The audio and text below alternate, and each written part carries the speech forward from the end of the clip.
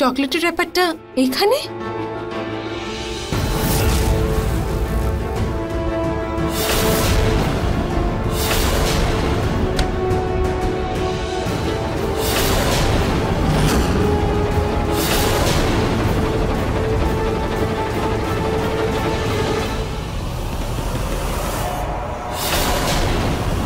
এটা তো সেই চকলেটের ব্যাপারটা যেটা আগের দিন আমি গার্ডেনে পেয়েছিলাম।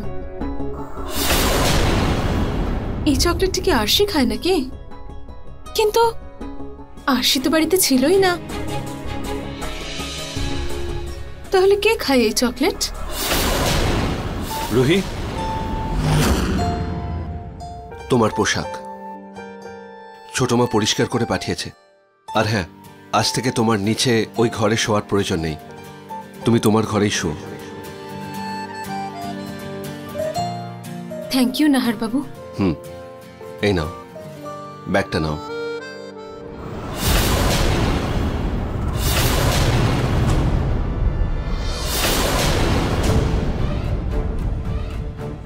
নাহার বাবু, এই চকলেটটা কি আপনি খান? বাঁচাও, বাঁচাও আমাকে। চকলেট? চকলেট না না রুহি, আমি চকলেটই খাই না। এটা তো আরশি আছে না, আরশি চকলেট খেয়ে আসলে এদিক ওদিক ফেলে রাখে। দাও আমাকে, আমি ডাস্টবিনে ফেলে দিচ্ছি। আর হ্যাঁ, ওই ছোট মা তোমাকে ডাকছিল, রেডি হয়ে নাও। নাহার বাবু, এই ব্যাপারটা দেখে এত চিন্তা কেন করছিলেন? এমন কি কোনো কথা আছে যেটা উনি আমার কাছে লুকোচ্ছেন? সোনা দাঁড়াও, আমার ফোনটা দাও। সোনা কোথায় নিয়ে যাচ্ছ বলো তো? ফোনটা নিয়ে, ফোনটা দাও, খারাপ হয়ে যাবে। আরে আরে আরশি, সাবধানে মা, ব্যথা লাগবে তো। কি করছিস তুই? আরে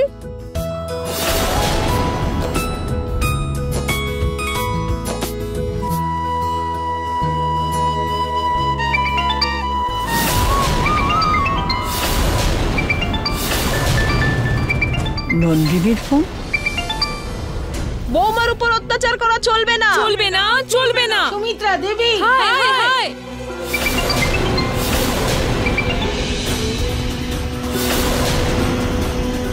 সোনি, এখন সব ঠিক আছে তো ওখানে? তুমি বললে বলে আমি মহিলা সমিতির মহিলাদের নিয়ে ওখানে গেছিলাম। এখন তোমার শাশুড়ি তোমার বৌমাকে নির্যাতন করছে না তো?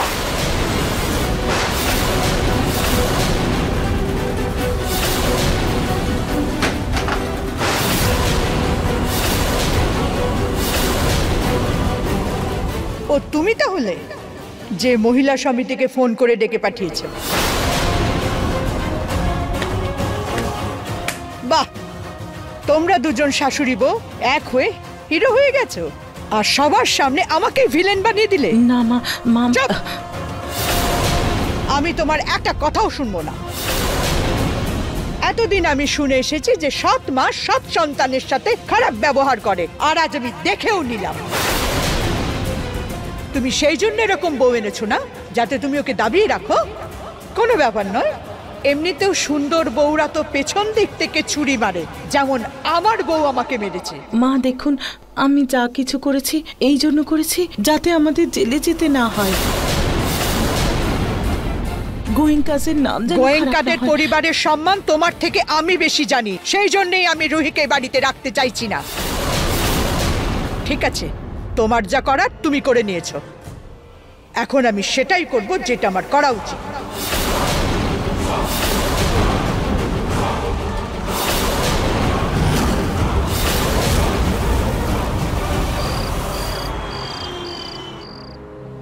পুরোহিত মশাই বলেছেন কাল গণেশ চতুর্থীতে সংসারের সুখ শান্তির জন্য গণেশ পুজো করতে হবে,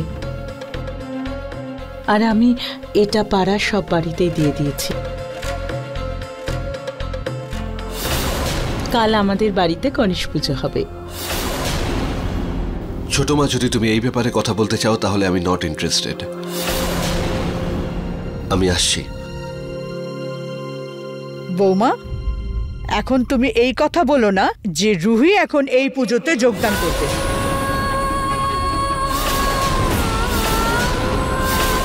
কিন্তু মা, কাল পুজোতে পুরোহিত মশাই, পাড়ার সবাই আর ওই যে এনজিও নন্দিনী, তার সাথে যে বউগুলো এসেছিল তারাও আসবে। তাই রুহিকে পুজোতে বসতেই হবে, রুহিকে পুজোতে অংশ নিতেই হবে মা। শোনো না, তুমি রমিলা সমরকে নিয়ে যাও আর সবকিছু নিয়ে এসো। আর আপনি, তুই আমার সাথে পুজোর আয়োজন করবি। হ্যাঁ। রুহি, তুমি কাল পুজোর প্রসাদ বানাবে। আচ্ছা মা। সোনি, তুমি কি বুদ্ধিটা বাপের বাড়িতে রেখে এসেছো? ভুলের পর ভুল করে চলেছো। এক অপবিত্রকে পুজোর মধ্যে যোগদান করতে বলছো, আবার ওর হাতে প্রসাদ বানাতে বলছো। ওর হাতের প্রসাদ খেয়ে বাড়ির সুখ শান্তি না, কেবল দুঃখ আর দারিদ্রতা আসবে।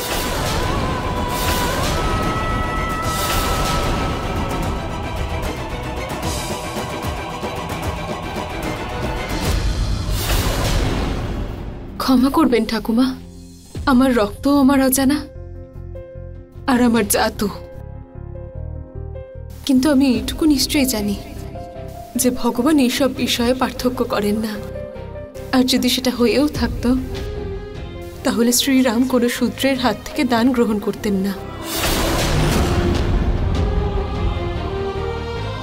শ্রীকৃষ্ণ কখনো গ্রামের লোকেদের কাছে গিয়ে অন্ন গ্রহণ করতেন না। সেই জন্য ঠাকুমা, প্লিজ, ভগবান যখন ভেদাভেদ করেন না, তাহলে কালকের পুজোতে আপনিও করবেন না।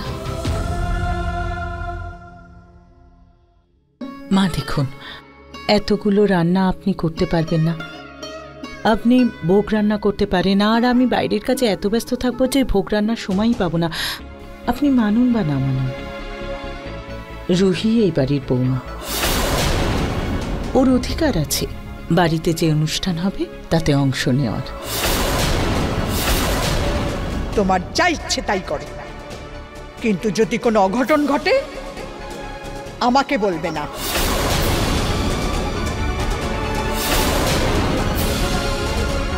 রুহি, তুমি সবকিছু পারবে তো?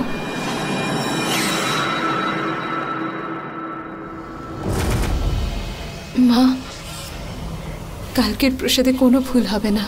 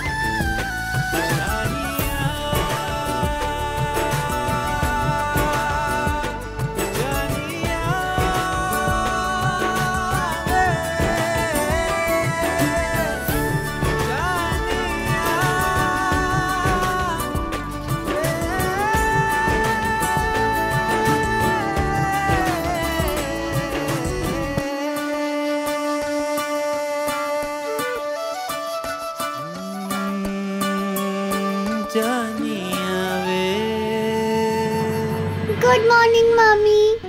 গুড মর্নিং মা। তোমরা যেন কেমন পচা করে গুড মর্নিং বলো। যখন আমার মাম্মা ড্যাডি ছিল তখন ওরা আমাকে কিসি করে গুড মর্নিং বলতো।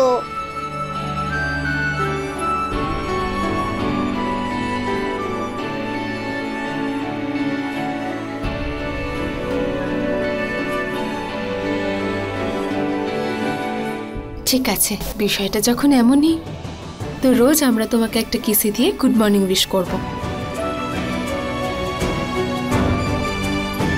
তাই না নাহার বাবু?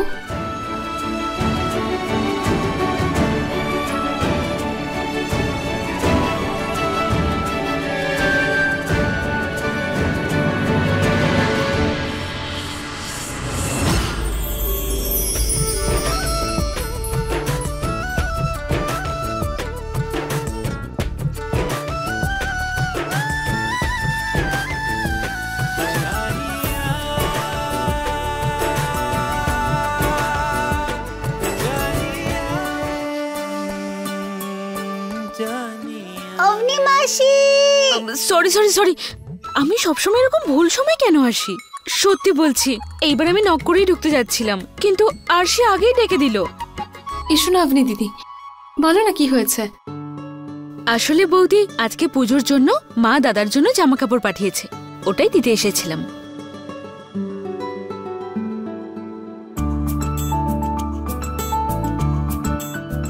অভনি, ছোট মা তো জানেই আমার এই পুজো টুজো ইন্টারেস্ট নেই। তুই প্লিজ এই কুর্তা পাজামা নিয়ে যা। কিন্তু দাদা, পুজোতে পরিবারের সবাই থাকবে, কত গেস্ট আসবে, প্রতিবেশীরাও থাকবে, আর তুমি না থাকলে ভালো লাগবে বলো তো? বৌদি, এবার তুমি ওকে কিছু বোঝাও। ছেড়ে দাও না আপনি দিদি, যখন কেউ যেতে চায় না তখন থেকে জোর করে পুজোতে বসিয়ে কি লাভ? আর সত্যি বলতে ভালোবাসার পুজো জোর করে তো করানো সম্ভব নয়। নাহার বাবু, আপনি যদি পুজোতে বসতে না চান তো কোনো ব্যাপার না, কিন্তু আজকে বাড়িতেই থাকবেন। চাইলে অফিসের কাজ বাড়ি থেকে করে নিন, আর এমনি তো আজ তো অফিসে ছুটি, তাই না? কিন্তু বৌদি, কোনো ব্যাপার না আপনি দিদি, চলো গিয়ে আমরা পুজোর কাজ করি, এমনি তো অনেক কাজ বাকি আছে। তুমি যাও, আমি এক্ষুনি আসছি। তাড়াতাড়ি এসো কিন্তু।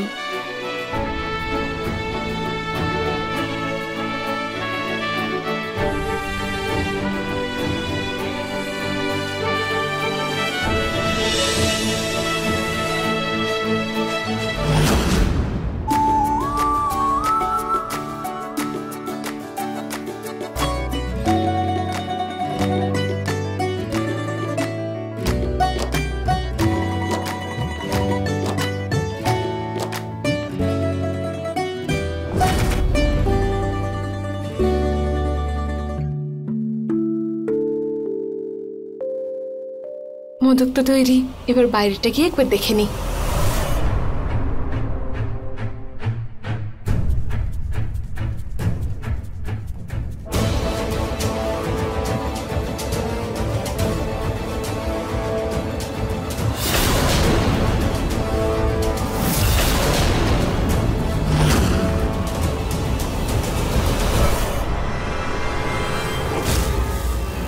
ক্ষমা করো গণপতি মহারাজ, কিন্তু কোনো অপবিত্রর হাতে আমি ভোগ নিবেদন করতে দেব না।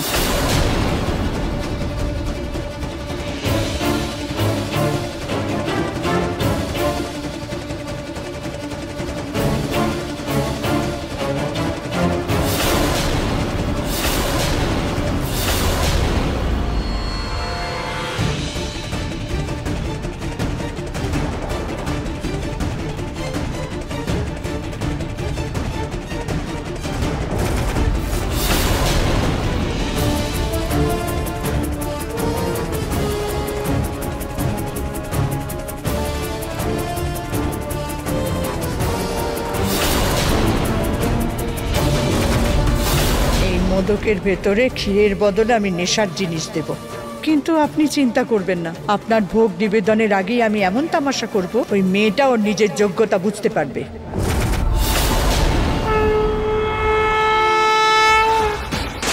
Ganapati Bappa Moria.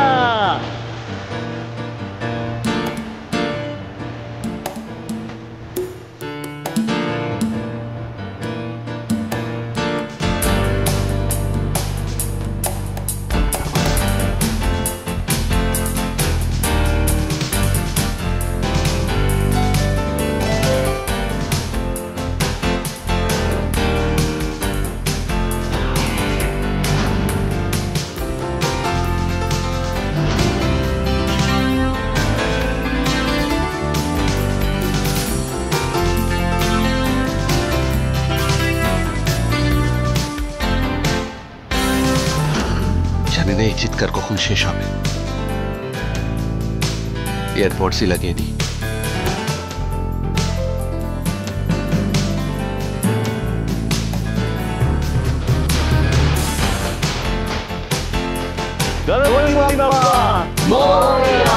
Ganapati Bappa Moria, Ganapati Bappa Moria, Ganapati Bappa Moria.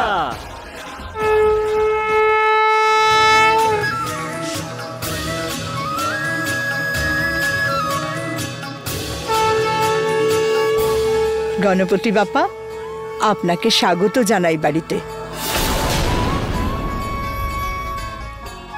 Ganapati Bappa রুহিমা, গণেশকে ফুল দাও। হ্যাঁ। 1 মিনিট। তুমি পুজোতে যোগদান করেছো, প্রসাদও বানিয়েছো, কিন্তু তুমি গণপতি বাপ্পাকে ছোবে না আর তুমি ওনাকে ফুলও দেবে না। আর যাও, পেছন থেকে সরো। কিন্তু মা, আজকে যে পুজো।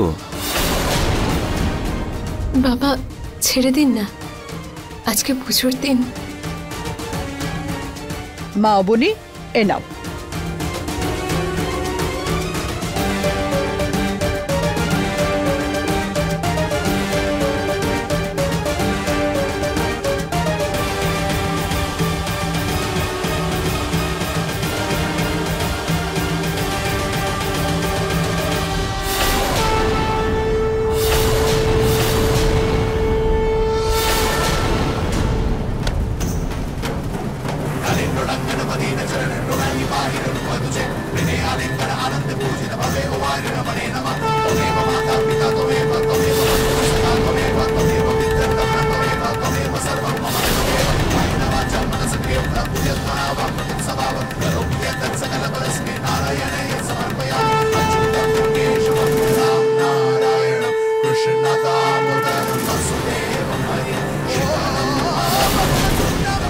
বৌদি, হয়তো ভগবানও এটাই চেয়েছেন যে ওনার আরতি তুমিই করো, আর ওনার আগমনও তোমার হাত ধরেই হয়।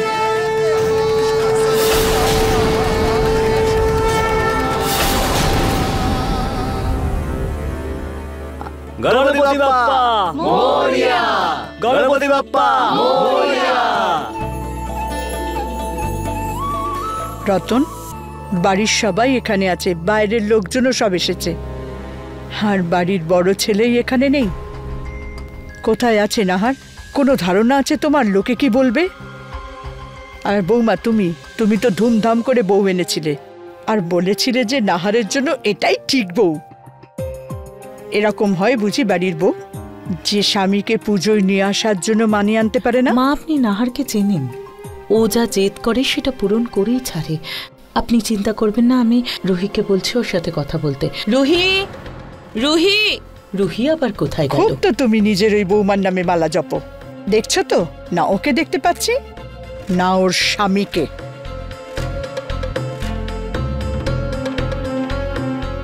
আরে, নাহার দাদা চলে এসেছে।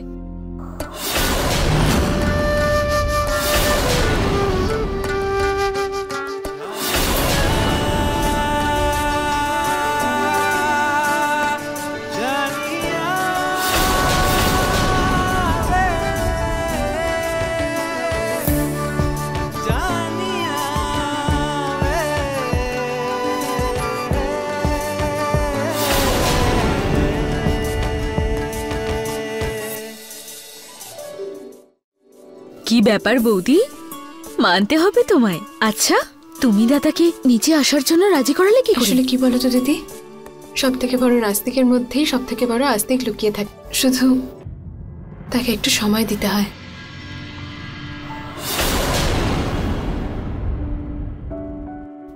নাহার বাবু, একটা কথা জিজ্ঞাসা করবো আপনাকে। আপনার কি মনে হয় ঠাকুমা কি কখনো আমাকে বৌমা হিসেবে মেনে নিতে পারবেন?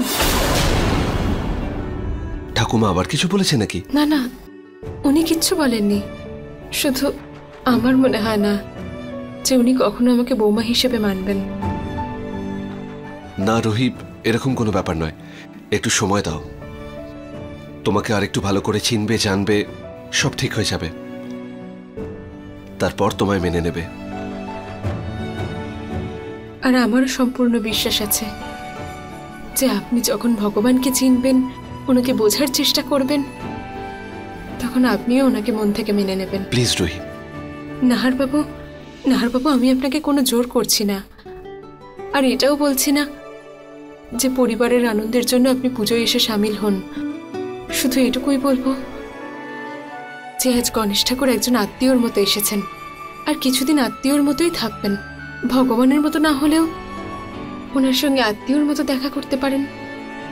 আপনি কথা ওনার সঙ্গে নাই বলতে পারেন, কিন্তু ছোটবেলায় যখন আপনি বাবা মা বা কোনো আত্মীয়দের নমস্কার বলতেন, সেইভাবে একবার নমস্কার করবেন। যদি আপনার ভালো লাগে তাহলে আপনি দাঁড়িয়ে থাকবেন, আর নয়তো আবার ঘরে ফিরে নিজের কাজ করবেন।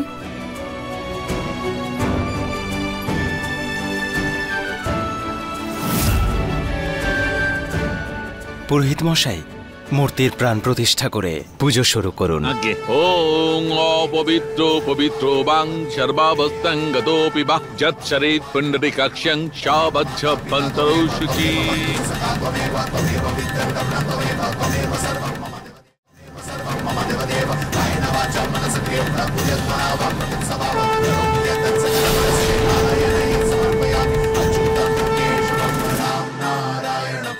সিদ্ধিদাতা গণেশে, সিদ্ধিদাতা গণেশে, সিদ্ধিদাতা গণেশে, সিদ্ধিদাতা গণেশে। মা, তুমি সিদ্ধিদাতা গণেশের জন্য প্রসাদ নিয়ে এসো। তার আগে সিদ্ধিদাতা গণেশের প্রাণ প্রতিষ্ঠা করব, তারপরে আরতি করব। এসো মা। আচ্ছা ঠাকুর মশাই, এক্ষুনি আনছি।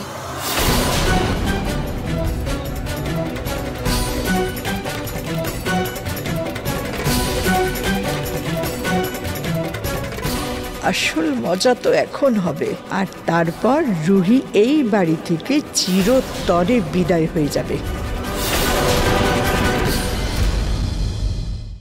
अपने पसंदीदा शो के फुल एपिसोड देखने के लिए अभी डाउनलोड करें दंगल प्ले ऐप।